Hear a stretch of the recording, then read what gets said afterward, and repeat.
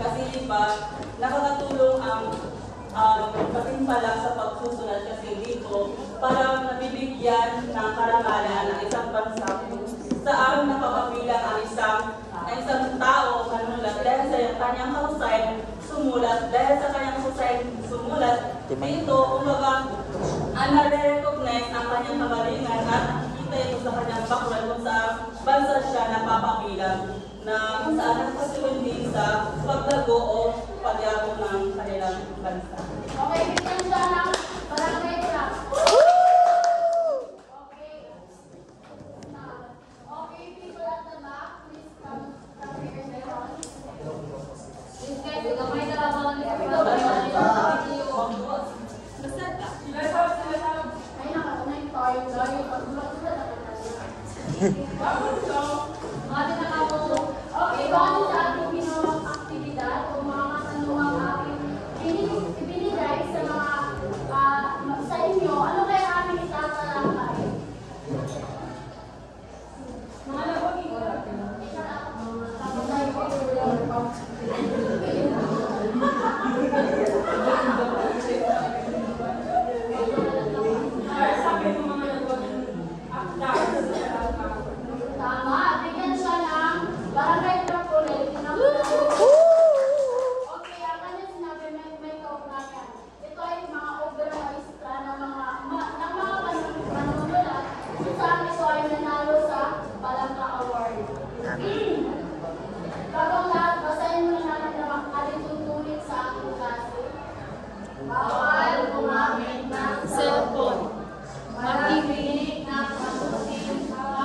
nagtatalakay ang guro.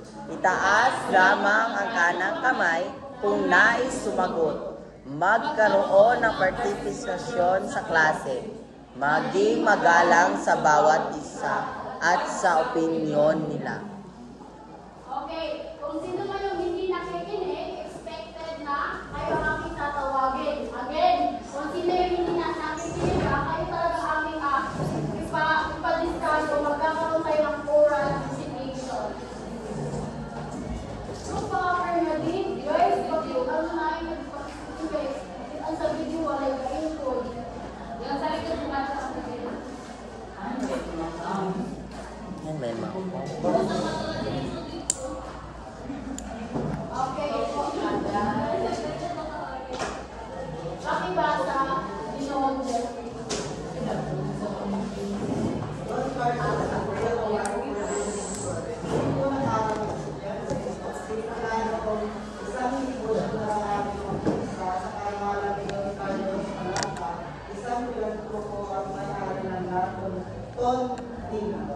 Okay, di ba nalakay na ito ni Binibining Latawan?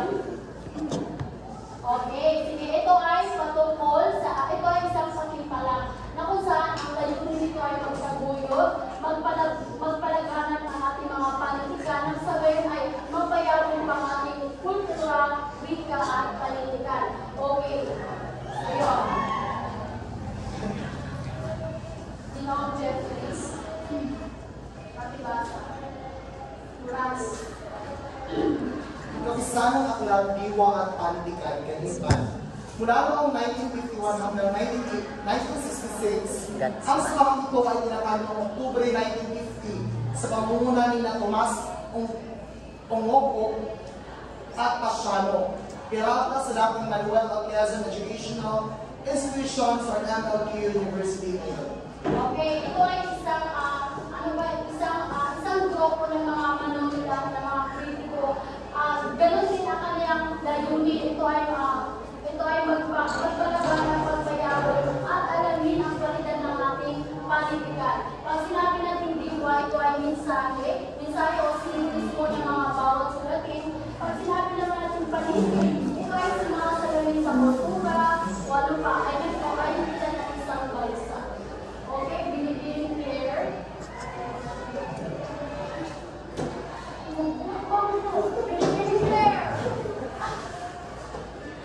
Para sa iyo, ano ang Don Carlos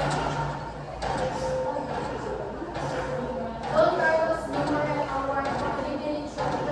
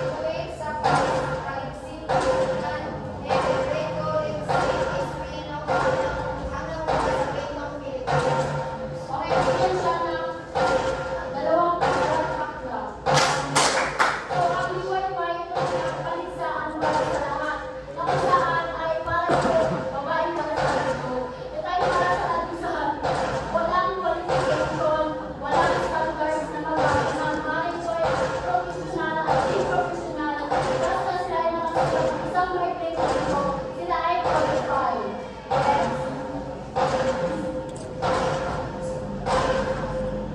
Are given to us until 22. Asian Philippines leader sa magazine English. Taong 1972, ang naging nagatipan ay sina Alvin Perez Rico Balbani Garcia. 1972 nang muna ang lumayway isa graduate at Asian Philippines leader sa paglalathala ng mga naging kwento sa Pilipino. Inilathala pa rin ang politika ng magazine tinatawag niya Alejandro Valeria 1972. Mga kwentong pinakasa ay panimulan ng mga universidad sa Pilipino. Ang Asian Philippines leader, ito ay magazine English na kung saan ang mga politika o mga news ng Pilipino ay isinalin sa English kasi malawak ang tao ng proyekto sa English, di ba? Kasi yun naman ay nagamit na talaga bilang video. Kaya meron tayo sa Philippines leader, ito ay magazine para sa English kung saan yan sinabi ko, sila yung magsasabi na ating politikan ng Pilipinas ang masasa kundi Marcos Universal.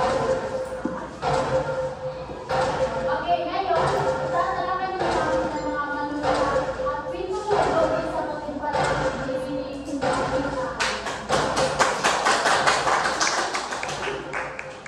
Magandang hapon sa inyong lahat. Magandang hapon! Ang magpapatuloy ang mga manunulat at kwentong nagwagi sa timpala ng Balaka Awards ay magtatanong muna ako kung kayo ba talaga ay nakikinig sa talakay ni Binibigay Consuelo. At ano nga ba yung talakay ni Binibigay Consuelo?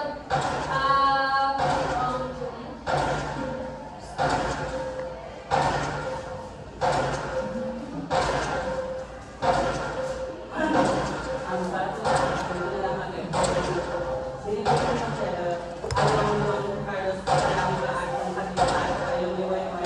Para sa mga pahayagan o katipan na nasusunan ang mga literatura, para sa kwento-kwento sa lutuin at pahala, sa pagsipalit na ito upang ma-recognize ang mga gawa ng kanilang. At kanya natin siya ng pasapok lang. 1, 2, 3, go! Ayun!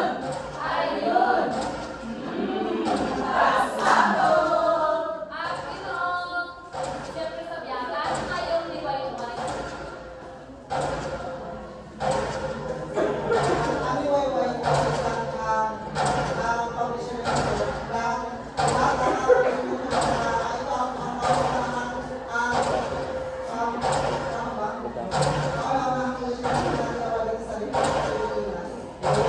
Bigyan natin siya ng Judicial Club. 1, 2, 3, go! 1, 2, 3, 1, 2, 3. Very good, very good, very good. At Pinoong Jeffrey Morales. Ano ang kanipan? Kanipan, ano nga yung kanipan? Ang lilipat ay para sa, yung hall ng lilipat is katipunan na, wala na, na-forgot ko. So yung kalimantasyang grupo ng mga nagpapalabasa sa Pilipinas, para siyang PMF. Thank you. At bigyan natin siya ng Farmers Club. 1, 2, 3, go! 1. Tunay na nakikinig kayo sa tinalakay ni Binibigay Consuelo. At ngayon ay tatalakayan natin ang mga nanalo sa Balaka Awards. Pakibasa dito ng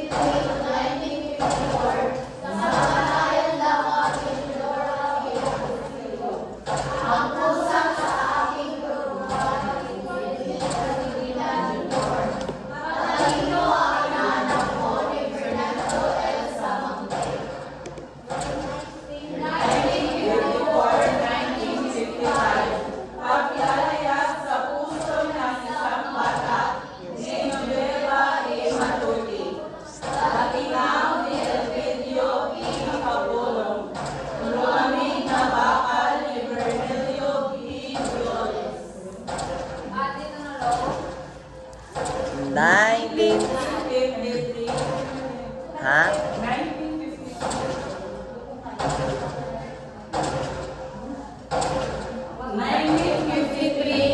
1954. Sa kamatayan lamang ni Teodoro A.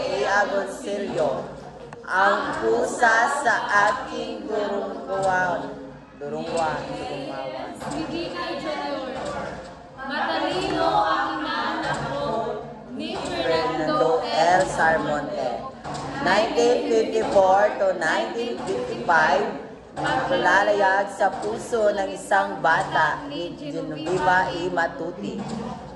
1955 to 1956, mga buhin, mga bakal ni Pedro E. Salazar. lupa, ulan at sumling ni Martin Martin Del Rosario. 1956 to 1957, sugat ng digma ni Pedro S. Dandan. Punong kahoy ni Pinabesta, S. Medina Jr. ugat, pagsusupling ni Eduardo B. 1957 to 1958, ang pangingisda ni P.P. Peralta Pineda. Mahaba ang Ang daang bakal ni Sampling Simplicidad. lakas ni Pedro S. Dandan. 1958 to 1959, Dayuhan Benaventura S. Medina Jr. Estero ni Pedro Ricardo. Namulaw ang mukha ng buwan. 1959 to 1960, lunti ang bukid ni Eduardo Bautista Reyes. Di ba pag mapapansin ninyo sa mga ano ba yun, mga paksa, yung mga title dito nila sa kanilang mga sinusulat ay talagang ang maiisip ko talaga na ano nga ba yung mga or ano nga ang ibig sabihin ng kanilang mga paksa na ginamit na talagang mga likhain talaga ito at mapapaisip ka talaga at ano ka na ay gusto mong bumasa ng kanilang mga gawa dahil ito ay yung sa title pa lang nila ay mukhang o naano ka na ano ka talaga na gusto mo talaga siyang basahin. At ito yung mga nanalo ng mga Palangka Awards ng mga tao, di ba? Talaga na napapansin ninyo na sa yung mga kuwan nila, di ba? Parusa, binhi, pabigis at lungsod, di ba? Napakalalim talaga ng mga kahulugan ng kanilang mga paksa. Ngunit sa kanilang paksa ay mayroon talaga itong yung mga kahulugan talaga na kung mabasa yun ay kaya naman yung sa ano talaga ni sa kwento ni Mabuti, di ba? Paisip ka, bakit kaya tinawag ito ang kwento ni Mabuti, di ba? Dahil nga sa isa Siyang mabuting ito guro. magburo mabuti, di ba? Oo. At natalakay naman talaga, at natalakay naman nila ito noong Nakaraan. di ba? Talakay. Okay. Ito yung nanalo ng Palangka Awards. At naiintindihan niyo ba kung ano yung Don Carlos Palangka Awards? Ito yung mga ano, at yun lang po at maraming salamat. At bago tayo kuman kay may gawain muna kami. Pakibasa lahat. Pangkatin ang klase sa apat na grupo. Ang bawat grupo ay bibigyan ng isang kopya ng malikling kwento. Tutukuyin ang mensahe ng kwento at itala ito sa graphic organizer. Pagkatapos, ipresenta ng grupo ang mensahe ng kwento sa klase. Dito yung group 1, group 2, group ay 1 na kanina, 3 na kanina. 1 o 2 na kan. 1 o 2 na kan. At ito yung, naintindihan ko yung panoto? Yes po. Ito yung gagawin niyo ng kwento. Mabote kayo na siya. Panoto lang, paano niyo yung panoto? Mabote kayo na siya. Bukas po. Ang Ay, buto. yung group ko nung kayo na. Ay, same group na mali. Wag na. Ito yung contact natin ng pangalawang contact.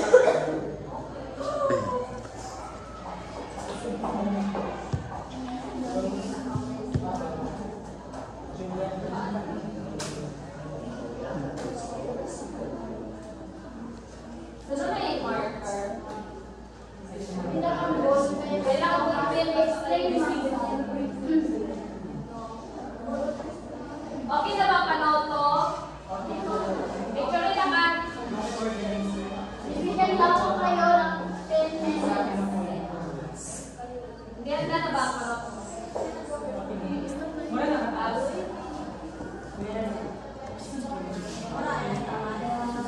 Duwag yung balik pa. Okay na? Tara na tapos. Okay po, bago kayo simulan, munang basahin ang kwento ni Mabuti. Okay, 1, 2, 3, go! Isang guro na tinatawag na mabuti ng kanyang mga estudyante kapag nakatalikod dahil sa lagi niya itong tinuturan kapag walang siyang sasabi. Tinuturuan niya ang mga mag-aaral sa panitikan dahil dito siya bihasa. Magtatakip silim ng umiyak sa isang sulok ng silid-aklatan dahil sa isang maliit na problema. Nilapitan siya ni Mabuti at kinausap.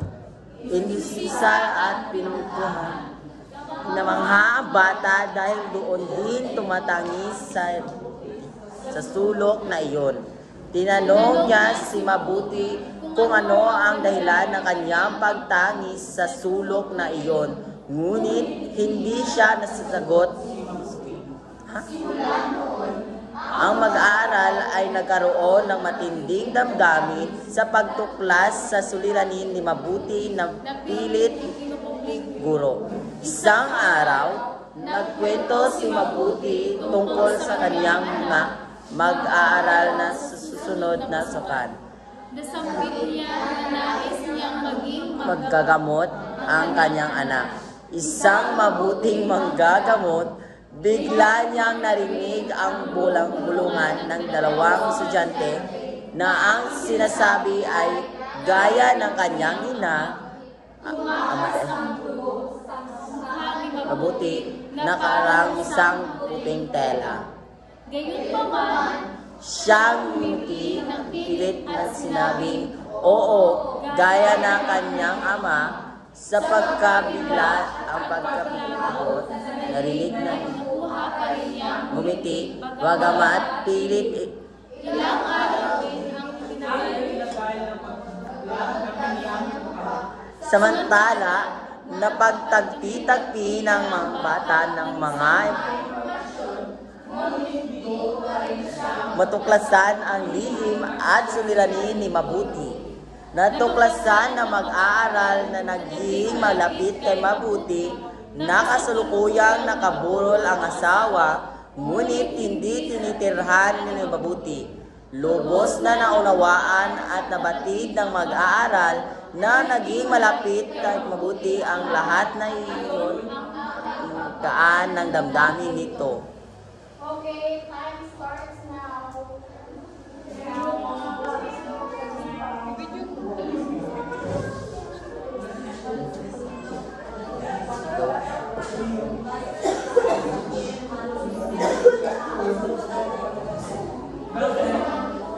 Sa ating lahat. Sabihin ko na iba't iba tayong mga sinuha. Meron tayo iba't ibang pagpapakahulugan base sa kwentong ating binasa. So ito yung aming na pag-usapan. So una, ang kwentong aming nakalap. Una ay maging mabuti sa lahat ng pagkakataon. Kasi diba, kindness is something that parang it is not, kumbaga, hindi kumbaga mahal ibigay sa ibang tao. Kumbaga, maging mabuti tayo sa lahat ng pagkakataon kasi hindi natin alam yung sitwasyon na kinakaharap ng isang tao.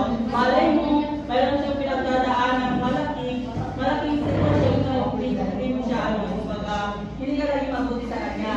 So, Guys, umalis ako, guys. pangalawa ay huwag manghusga agad sa isang tao batay sa kanyang ginawa o batay sa kanyang paglabas na kaanyuan. Kasi di ba tayo bilang isang tao mapanghusga, kumbaga natural sa atin ang husga batay sa kung ano yung ating nakikita. Kumbaga, huwag tayo manghusga agad sa batay sa ginawa ng isang tao. Maaaring ito ay hindi man maganda, panatilihin natin mabuti sa lahat ng pagkakataon. Sa habaan ng pasensya, sabi nila. Tapos, ilagay ang sarili sa sitwasyon ng kausap. Kumbaga, maging empathetic tayo sa sitwasyon kung saan mayroon tayong kinakausap ko. Kinakausap ng tao. Tapos, hindi masamang umiyak, sabi nila. Tapos, maging maunawain sa kapwa. Kasi diba, hindi natin alam yung pinagdadaanan ng isang tao, kaya unawain natin sa mabuti. Tapos, hindi lahat ng nakakingiti ay masaya. Lamang po, Bigyan ng 10 bagsak ang group 2. Okay. Base sa kanilang nakuha ang mga mensahe o aral, ito ay matatawag na global citizenship na kinakailangan na magkaroon ng katangian ng isang tao kasi nga hindi natin responsibilidad but it's our willingness naman na gagawin ko, di ba? Kasi kung matatawag natin itong responsibilidad na ating gawin, dito magkakaroon ng negatibong komento ang isang tao. So it's your willingness to do this mga mensahe o aral. Again, bigyan natin ng 2 bagsak ang unang pangkat. Tama na. ano yan? Hindi na nakita. Sige na, ano na yung natami ako? What is your name?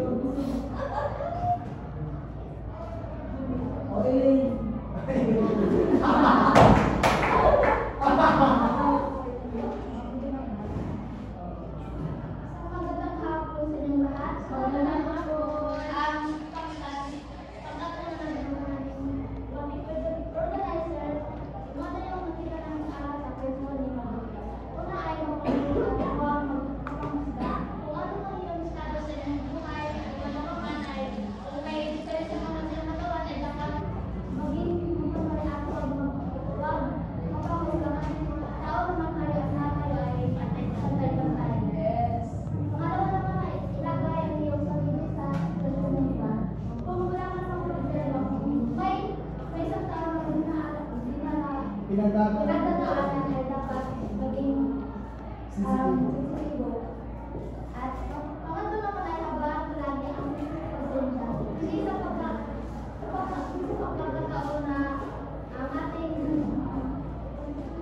emosyon ay hindi natin makukulog. Kaya dapat sa isip natin at nagkaroon kasi na kung kunyari kung kayo ay magtutulog ay dapat habaan natin ang ating pasensya. Ang awat naman ay lagi kong pagkakagalan sa mga nakakatanda. Nagkaroon ang ating kultura at inaalang-alang ang respeto sa mga gulang o nakakatanda. Bigyan ko lang ang barangay ka. Tingnan din yung quote niyo o mga aral na wala sa group 1 kung saan dapat natin itong iyak tayo sa aming sarili. Okay, okay. Ang pangalawang pangkat ay unang pangkat ay meron kayong 10 points at sa mga nakauna ay meron kayong 5 points. To be fair, both of you guys, meron kayong 5 points so 15 points. At meron muna tayong gagawin pagtataya. Nasa kayo tayong mga 20 points dito. Kaya kumuha kayo lang sa kapat na papel para sa chikot pagtataya. Basahin ninyo, Tro. Ang responsan niya yan. Basahin ang mabuti ang bawat pag-iit ang okay na?